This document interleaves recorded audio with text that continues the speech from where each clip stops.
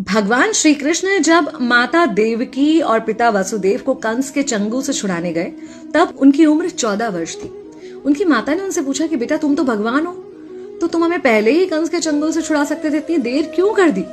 तो कृष्ण जी ने कहा, माता क्या पिछले जन्म में आपने मुझे 14 वर्ष का वनवास नहीं दिया था? माता हैरान रह गई, बोली ये क्या कह रहे हैं आप?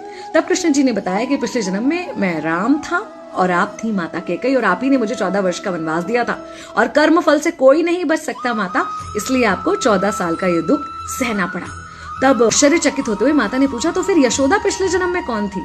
कृष्ण जी ने बताया, वो थी माता कौशल्या, जो 14 साल तक अपने पुत्र से अलग रही थी। उन्होंने उस दुख को सहा था, इसलिए इस जन्म में 14 साल मैं उनके पास रहा और मेरे साथ रहने का माता और पुत्र के प्रेम का सुख उन्हें मिला।